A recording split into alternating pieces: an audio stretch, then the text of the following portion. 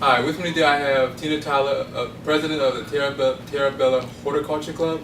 And first, Tina, I would just like you to start by telling me about yourself. Okay. Well, my name is Tina Tyler. I live in Charleston, South Carolina, and I attend Trident Tech, located in North Charleston, South Carolina. I'm part of the Horticulture Technology program, and I will be graduating in May. And I'm the president of Terra Bella. And I have 2 children and a grandbaby. And I'm single. All right, and how did you become president of the Terra Bella Horticulture Club? It was not by choice.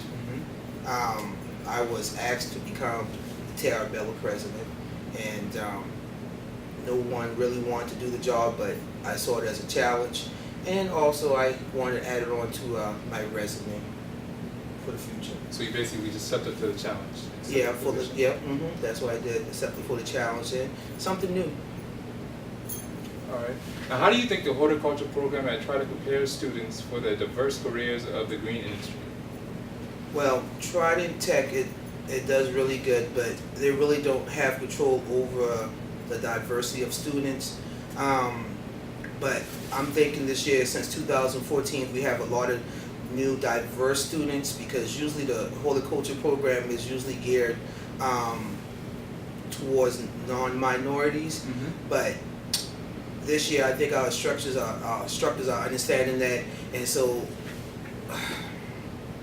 it's just that new students now and new people in the field, we just have to open up the doors, because right now it's still a good old boy network, and so now the new students like you and a couple other students like Chibi and my friends Leah and Angie will have to be the ones that blaze the way. So it's not a conventional career path to take, especially being a female and especially being a minority.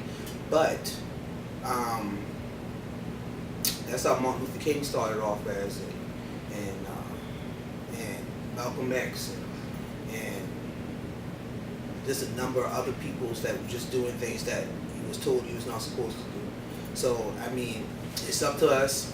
My thing that I'm going to do now, I want to make it fresh. I will make it available to everyone. I want it to be affordable, and I just want for us to take care of the earth, and that's what I'm doing. And Tony and Mac and Sharon, I think will make us be able to blaze through the future now. So just like those leaders past leaders before you, see yourself as a innovator that's going to bring about change? I don't really know what kind of change that I'll bring, but I'm saying for right now, I'm a hummingbird.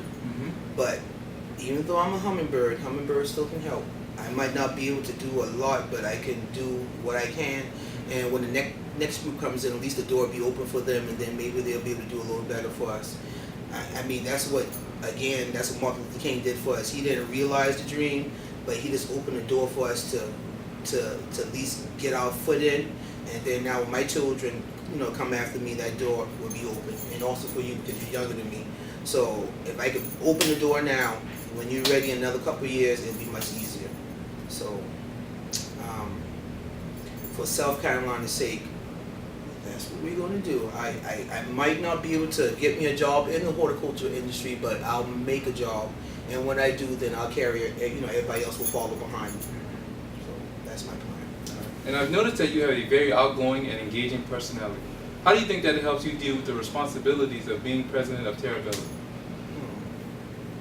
Well, it helps to be adaptable, to be able to get along with different personalities, just to be understanding, showing empathy. That helps a whole lot, and just be able to deal with other people that's not from my culture, but I don't know. It just makes it easier. I don't know. It's kind of, to me, it's fun, and I'm glad I had to work on that. Let my personality out. Just didn't pop out. I had to practice on it. So you do need to be outgoing, and you need to be. You got to be fearless. You can't get tired, and you can't stop when things don't work out for you. You can't give up. And also, what I learned is that I'm coming from a side of disadvantage, because again I'm older and I had to raise my children first, and so now I have a lot of time and space. So I'm excited, you know, to be president, because now I can finally prove myself without any interference. And having children makes you be outgoing, and it makes you, especially being a single mom, makes you be outgoing, and it makes you be a leader. But sometimes you want to use that when you within your family, you don't really get to use it on the outside world. So I'm kind of happy to use my skills for the outside world.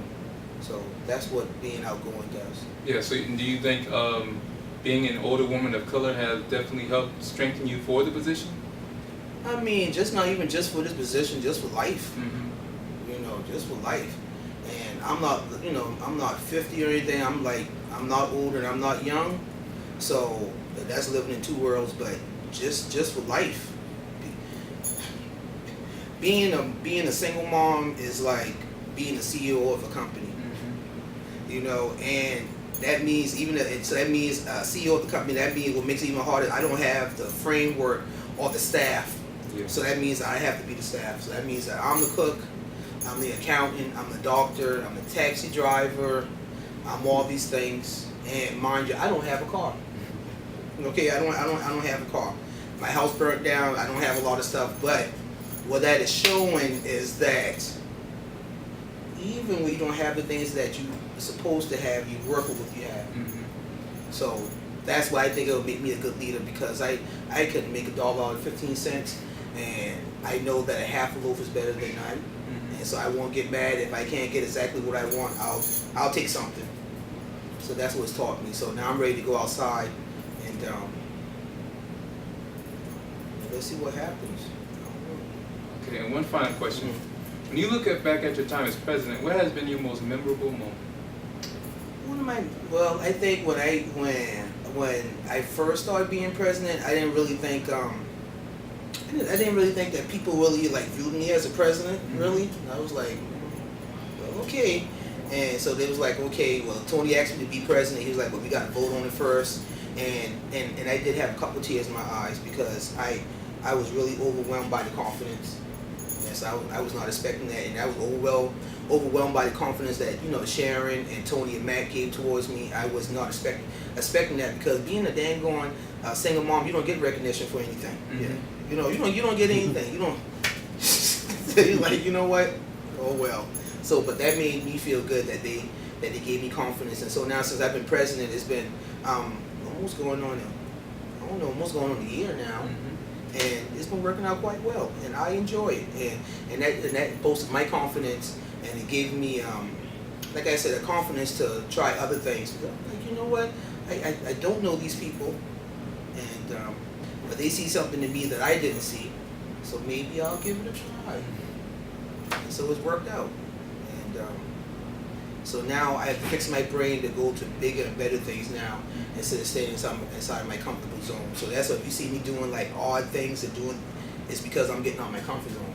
Even though I don't even care if I succeed, just the point I tried. Well, Tina, I'd like to thank you again for giving me your time and giving me this wonderful interview. You're welcome, Chris. Thank you. I really appreciate it. All right.